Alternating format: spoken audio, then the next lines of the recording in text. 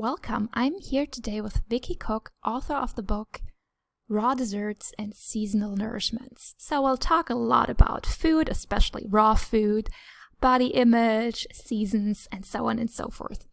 Just a quick disclaimer, this is obviously not medical advice and we're just offering this for entertainment purposes. If you want to find the show notes, go to leaderforgood.com/podcast, and you can also find a podcast version of this. And now let's jump right in.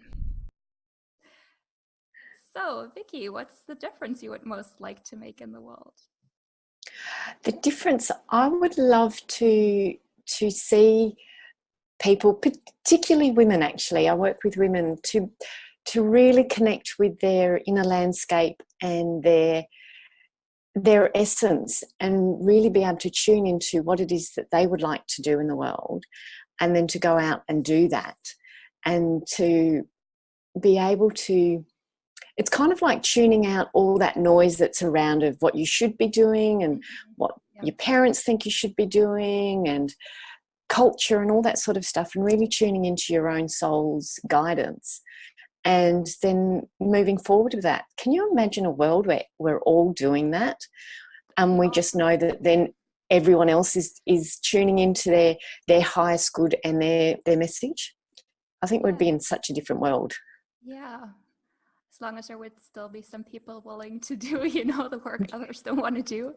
But I think, different people love different things. And I'm sure there are people who love doing accounting and, Exactly. And so if that's what they're called to do, then, I think we've all got our own gifts and talents, whatever that happens to be. We're all here on this earth now for a reason. So if we're all following our guidance and living our purpose, then we're all doing what we're meant to be doing. Yeah. And I know that you're also doing a lot of work with nutrition. I'm kind of curious how that ties into this. Well, my fascination, I've had a fascination with food for a very long time. It initially started when I was dancing and I was told I had to lose weight.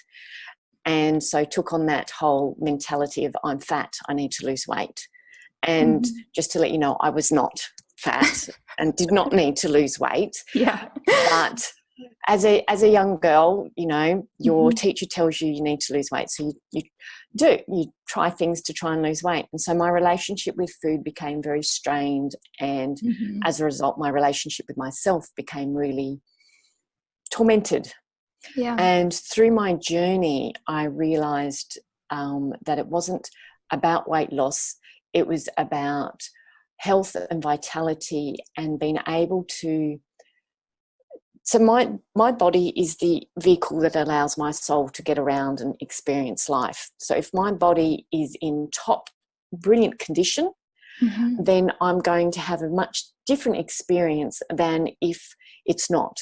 Yeah. So I started looking into ways that I could really nourish my body. And through that, I was introduced to raw food. And for me, that was a light bulb moment of, so raw food is food that is not cooked above 42 degrees. Yeah. And it's full of the vitamins, minerals, nutrients, but it's also full of a life force. And so whenever we eat, we're also eating the life force or lack of life force of the food that we eat. And so that's also nourishing us.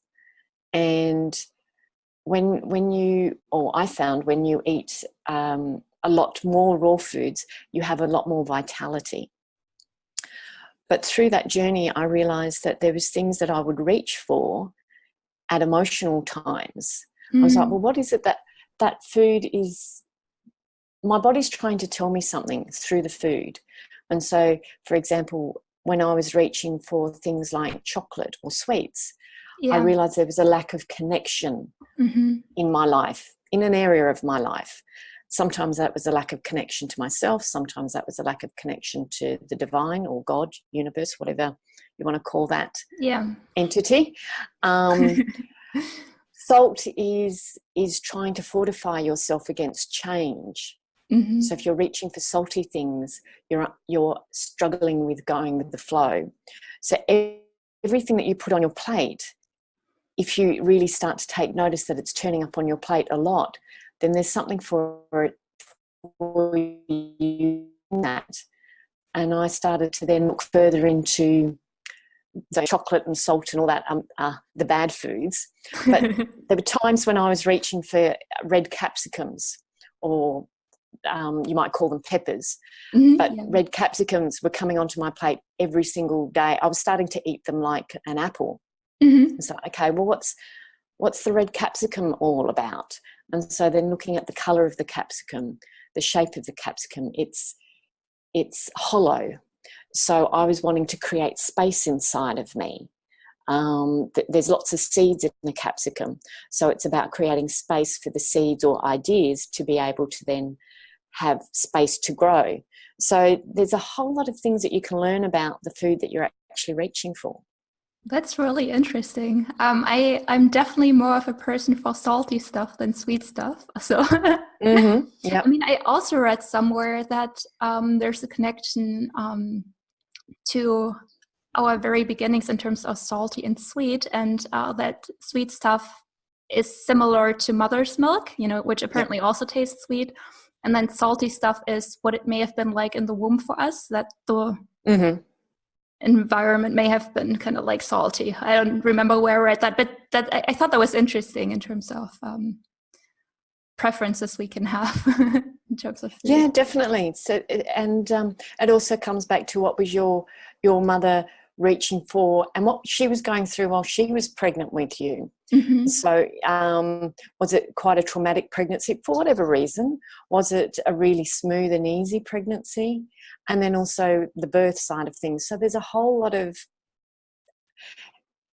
what I like to try and get across to people. It's not that you have a lack of willpower, that you're reaching for the chocolate or the chips or the whatever it happens to be. The messages. And if you can work out and find out exactly what the message is for you at that particular point in time, and then go, oh, okay, this is about whatever. I need to nourish this area of my life. You'll find that you're reaching for the chocolate or the chips reduces when you start to nourish the actual area that really needs to be nourished. Yeah. And I thought it was so interesting when you shared the story of how you got to this place, because there's so much that's tied in with food. I mean, it's such an intense area of emotions and discomfort for people. There's like body image, there's all this emotional attachment that we have to food. Like changing one's diet is such a drastic change. I know when I switched to a plant-based diet, like a completely plant-based diet, there was a lot that shifted, and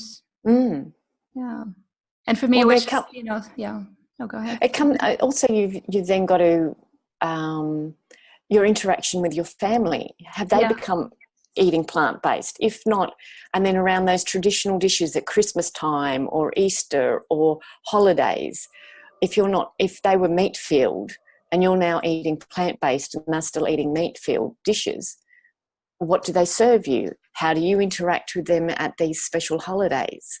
So there's so much involved in this. Yeah. And I think it's such an important field of healing. I think it's also interesting that we're talking about this podcast, because a while back I talked to somebody about sleep, and it feels like sleep and food are two of the most important nourishments we have in our life, other than breath, which is even more crucial. But, and I think it's so interesting that you're looking at sort of like the internal side of it, in terms of what are the messages that we want to send us. So I do some habit coaching, and with that we often look more on the external side. So it would be more like stuff having self-discipline while you go shopping rather than in the house, just simple things like that. Well, if I don't buy chips, then I can't really eat them or So I think it's really interesting that you can come at a topic from all these different angles, and they can all kind of like complement each other and work really well together to create the best possible solution. So yeah, definitely. Yeah. And so what's one of the favorite insights that you've gotten along all this along this path? Maybe it's one that you already shared, but Favorite insights. Well, I suppose the journey. Well, the journey has evolved for me. So I suppose that's from the food, when I was looking at the insights of the food and how that was nourishment for food, and then looking at the raw food. That then evolved into the nourishment that comes from the seasons. So it's all, I suppose, I look at what I do and how I've, the insights I find for myself. And it's really about looking at the external world and then how that's playing out for you internally. Yeah. So with the season side of things, each season has a different energy. Yeah. And we actually live through those seasons, literally we're through what happens on Mother Earth, winter, summer, autumn, spring. But we also go through those seasons on an emotional, mental and spiritual plane as well. And can I just jump in and ask you something about that? Yep. And I'm Yes. so glad you brought up seasons, because I was actually thinking that when we first booked this call, because I think you're living in Australia, right? Yes. Yep. And I've been thinking a lot about this, how there's such a different, I guess, experience for people depending on where they live in the hemisphere. I mean, you can see right now, like we're wearing some very different clothes. And I think so on the one hand side, there's this, well, our summer is your winter and vice versa. And the other thing is also that there are some places where it feels like it's basically the same temperature all year long, and you either have like wet or dry season or something like that. Yep. So, I mean, my first question would be, like, how is that for you? Where like most of the world, in terms of the population, is sort of like on a different schedule? Because I mean, I would imagine that could be kind of like challenging at times. Well, and this is where it's coming back to realize that with the two, so we'll just use summer and winter as the example. Yeah. So I'm in winter, and winter's all about hibernation, reflection, rest, slowing down. Yeah. And summer is being outdoors and adventure and expansion and lots of movement. So already you can see that there's a difference. So unless you're in BC, in which case you're avoiding going out because it's way too swampy. But yeah.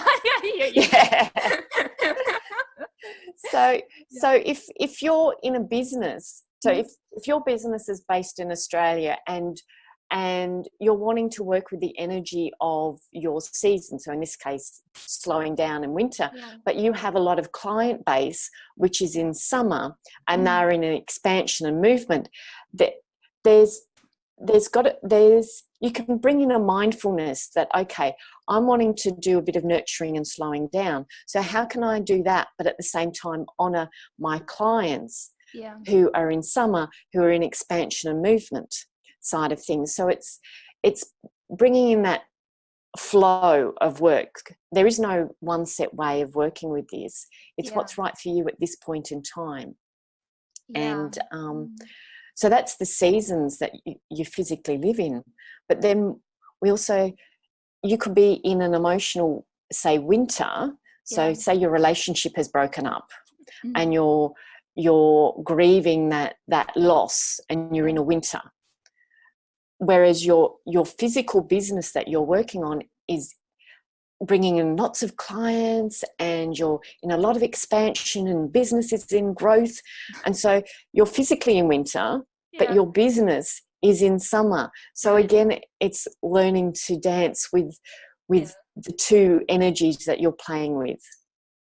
I mean, I once heard a term for that, not exactly for the seasons model, but just in general, having all these different things happening on different levels or in different areas. And it was called existential multitasking, which I think is like a great way of putting it, right? Where it's like, okay, in this area, I'm totally in the beginning stage. In this area, like it's just flowing. And this area is a mess. And this area is going awesome. And I mean, and this is where tuning into yourself and going, okay, today, how do I want to show up for today? Yeah.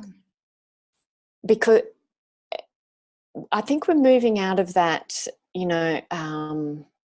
set regiment, say, well, how many of us work 9 to 5 these days? But that 9 to 5, everything's the same. Yeah. Get up, go to work, come home. We're moving to today. What do I need for me today?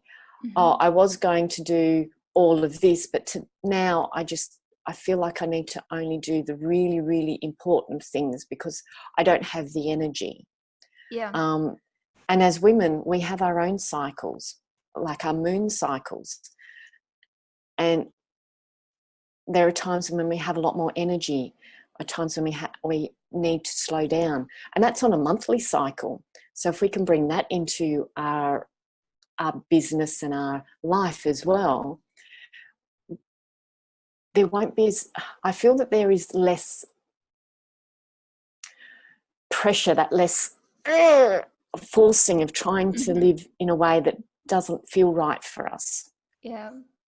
I mean, I read somewhere, and I would have to check this again if this was, just something somebody made up or if this is actually sound, that even men have some regular cycles in the sense of that if they kind of like monitor the weight, there's some cycle in which it goes up and then down again. I've heard that they also have cycles, but I haven't really looked into that side of things. No, I don't know that much about it. So yeah, me neither. Anyway, interesting thing to think about, and maybe for me to research later. Yeah, that's fascinating.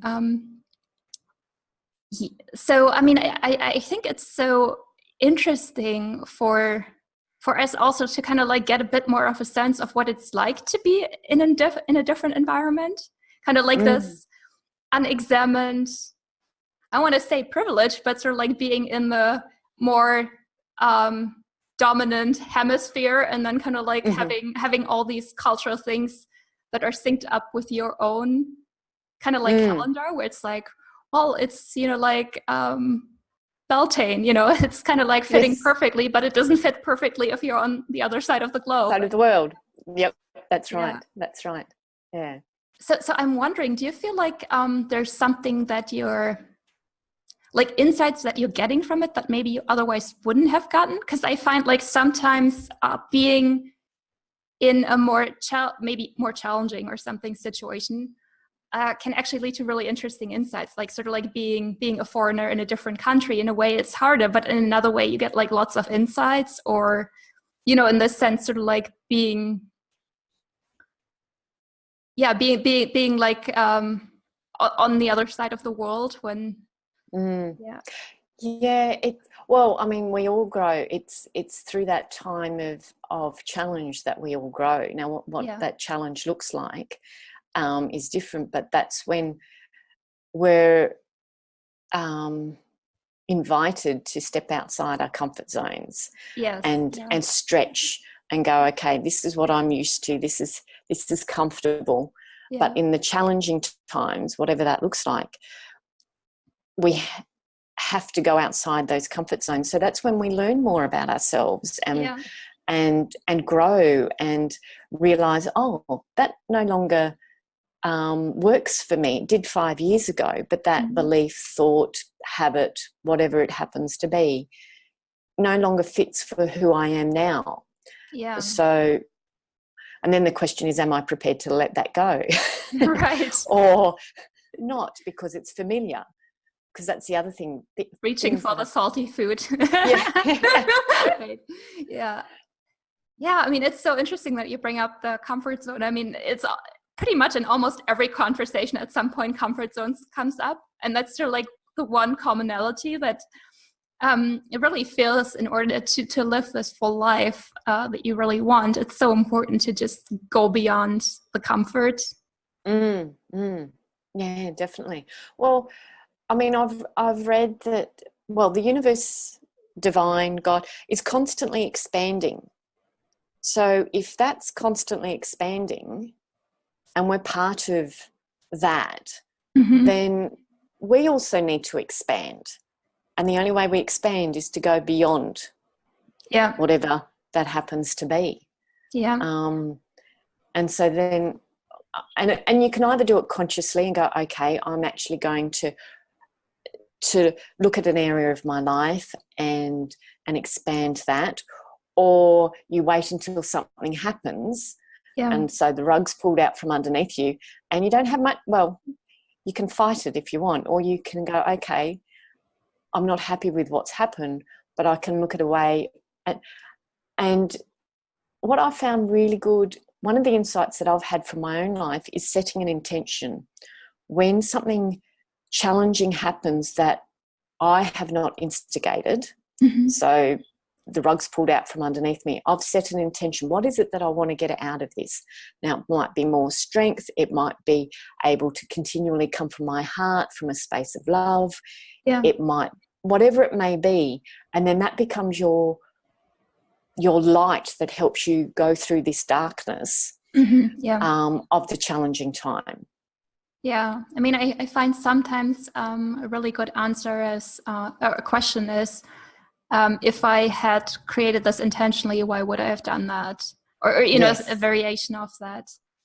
And I mean, I think the only place where it doesn't really work is when it comes to loss. I mean, I feel like when it comes to losing people we love, that approach just doesn't really work. And sometimes, you know, the way of looking at it, this just sucks, and you know, it's hard, and you know, just dealing with that. And there's not necessarily like a lesson or anything in that. It's just and coming from the heart, and just nourishing yourself and allowing the grieving process to happen as it unfolds, because the grieving is not a linear A to B line.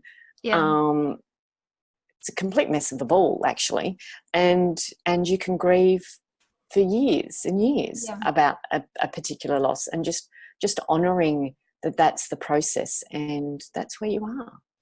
Yeah, I mean, I read this amazing book. It was actually by a therapist, and her husband drowned in front of her, and and then she went through this whole grieving process, and she was like, when she was in the midst of it, she felt like calling up all her previous clients and apologizing, like, I'm sorry, I get it now. Yes. And I'm probably going to link that on the show notes, because I think it's such a great book for people who are grieving.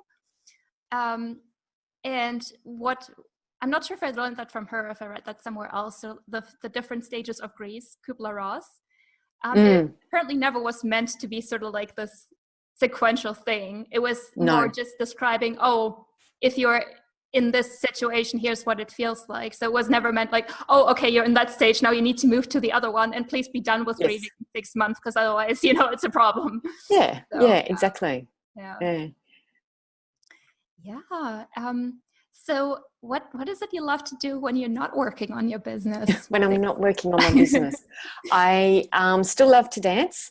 What type of dancing do you do? Well, I'm actually starting to learn burlesque dancing. Ooh, so I used to be a ballet dancer. Wow. So of course, you know, lose weight, you've got to be skinny type thing. Yeah. But I'm getting back into dancing. I've done belly dancing, and I'm learning burlesque, which I love, absolutely love. Wow. And I love being out in the bush and bushwalking. So I'm in the Blue Mountains in Sydney, or in Australia, and we are surrounded by bush. So I love being out in nature and connecting. It's gorgeous, absolutely gorgeous. Yeah. I mean, another thing or another question I had, and I'm not sure if that relates to what you're doing, is sort of like this whole question around body image. Do you feel that once people look more into what food they're taking in, that it can also change body image? Or like, do you have any thoughts about all that? Yes, I do have thoughts about that. It's I'm just trying to put them into something coherent. The body image is I find a real reflection of your self-worth. And so with all the internal inquiries through the food you eat and the seasons, and this is where the burlesque for me comes in.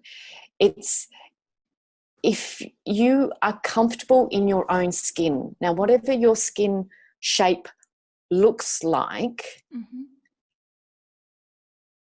then the self-worth is, of course, higher. And it's like, whatever the shape I am, I'm comfortable with this shape, with the way I look. Because yes, you can be the perceived skinny person, but how many of those skinny people aren't happy with the shape of their face, or the look of their eyes, or their hair, or and the other thing which I find really fascinating is that people. So I'm very slight, in very small. So there is a perception, and forget the raw food. There's a perception that I'm healthy. Now, I can actually, years and years ago, I was eating a really, really bad diet. So lots of chocolate, lots of processed food, a whole lot of things, and I didn't put on weight. So I was still skinny. So the perception was that I was healthy. But I was looking at the food I was eating, and it was like, there's no way that I was healthy back then. Yes, I was skinny, but I was not healthy. So there is a perception, because I know a few people who are overweight as far as the scales are concerned, but they go running, they eat really healthy food, but they're overweight. So the perception is, if you put the two of us together, I'm the healthy person and the overweight person is the unhealthy person. And that's not the case. It's interesting that we look at the external and go, okay, they don't do anything because they're fat. Yeah, and how it influences all these areas of life. I mean, I think there's some research in terms of impact on earning and so on and so forth. And, it's an area that people don't typically get as worked up about, maybe because they think people have more control over it, which I think is the case in, like in a number of instances, but not in all. Like, I mean, people who have some sickness or some condition where they couldn't. The thyroid gland can really affect your ability to lose weight, and so you can be eating the best diet, I put in inverted commas, whatever that looks like for you, but you can't lose weight. So, but you are healthy, you've really nourished your body, but you're still overweight. And so I think one of the things I'd really like to see is that whole perception of a change in body image, and what really nourishing yourself on all levels, but not having the weight as the golden rule of whether you're healthy or not. Right. And then also maybe not having all these unrealistic images that we see that are completely photoshopped. Well, if you looked in history of what women used to look like, they were, big busted, and they had hips, and so hundreds of years ago, that was the woman that was worshipped, was this woman that had all these curves. They're not worshipped now. It's the skinny mini with hardly any curves, which is what we all try to look for. Yeah, I mean, I think I think I once saw something how sort of like body image changed during different times, and I mean, we can see that in everything. We can see that sort of like with skin color. By skin color, I mean kind of like being pale was seen as something good because it meant you weren't outside doing physical work, and now it's basically the opposite. At least in many Western countries. Not necessarily in Asia. And I think there's so much going on, and it would be nice if we could just like ourselves the way we are, right?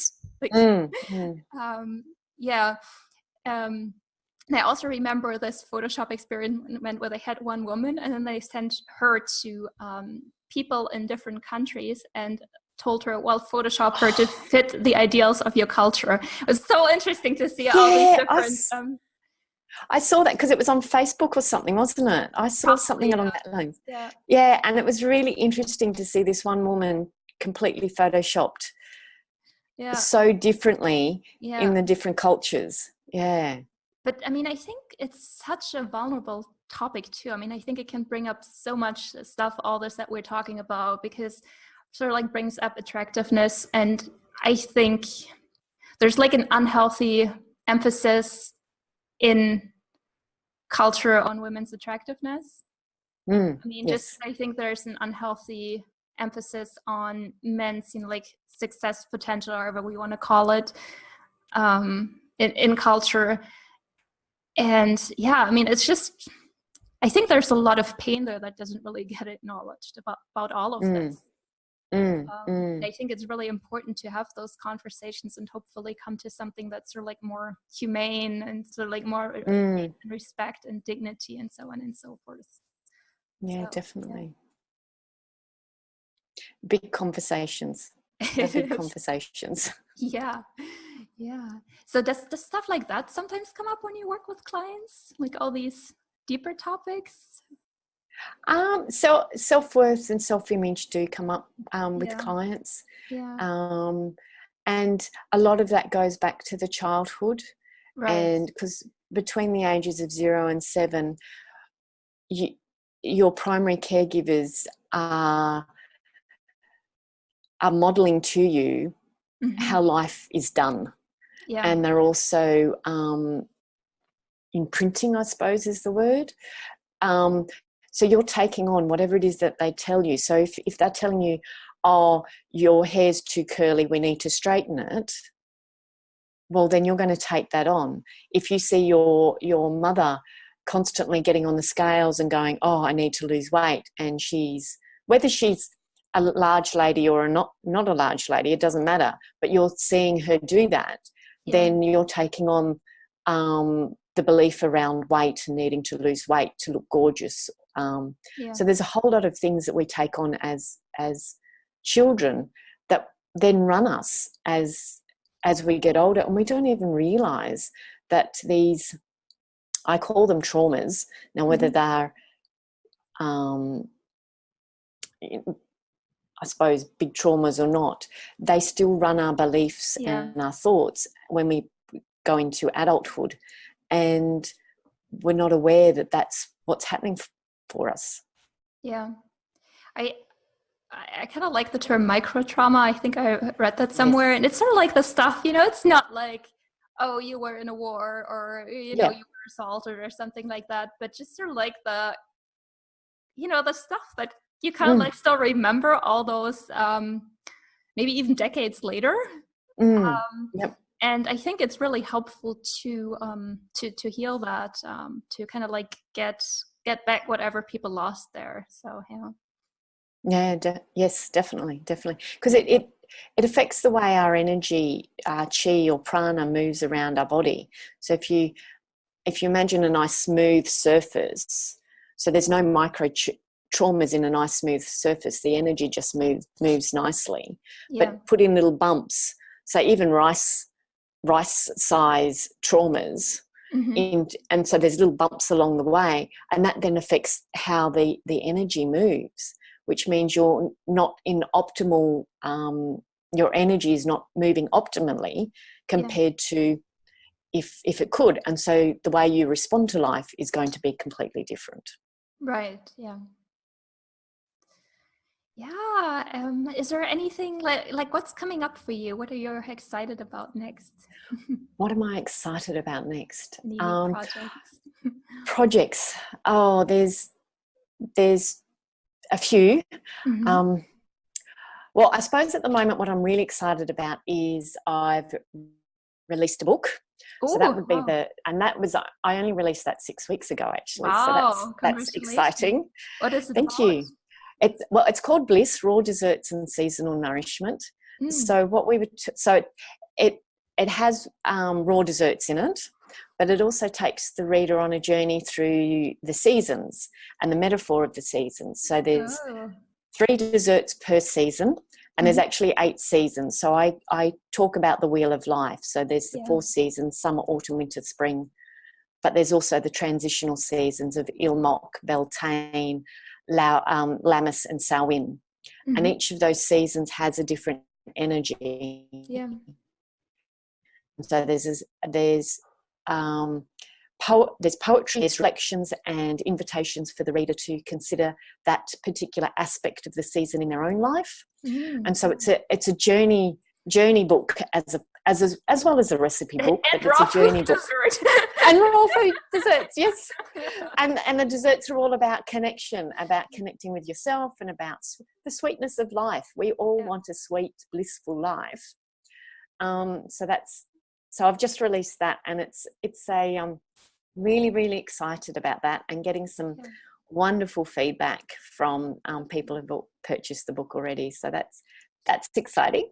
Wow, how long were you working on that?